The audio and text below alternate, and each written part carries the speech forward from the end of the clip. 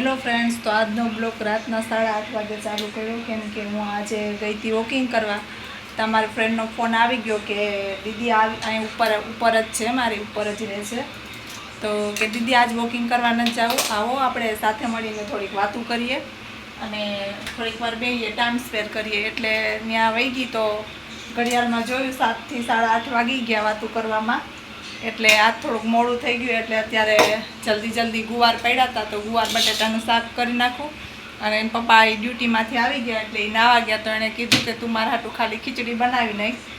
તો સુધાંશુન પપ્પા હાટું ખાલી ખીચડી બનાવી નાખી. અને અત્યારે જો અહીંયા ગુવાર છે અને ગુવાર બટેટાનું શાક એ જલ્દી આવીને સુધારી નાખ્યું. હવે લસણ ફોલી અને શાક સડી જાય ને એટલે સીધા રોટલા કરી અને પછી ખીચડી બનાવી નાખી. મારો રીંગણા બટેટાનું શાક બની ગયું છે અને અહીંયા રોટલો ચડે છે. 2-3 બનાવી લીધા અને આ રોટલો ચડે છે એટલે આગળ અમે જમી લેશું. ઓલરેડી આજ મોડું થઈ ગયું, બહુ એટલું મોડું થાય નહીં પણ આજ મોડું થઈ ગયું તો આગળ ફટાફટ ખાઈ લેવું.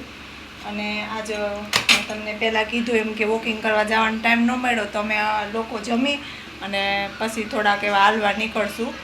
યુગના પપ્પા અને યુગને આવવું હોય છે તો ભલે, નકર યુગ લેસન કરશે બે ભાઈઓ. તો મારા વિડીયા જોતા રહો અને ચેનલને સબસ્ક્રાઈબ કરી દેજો હજી ન કરી હોય તો, અને વિડીયોને શેર કરી દેજો બીજા લોકોને. हाँ,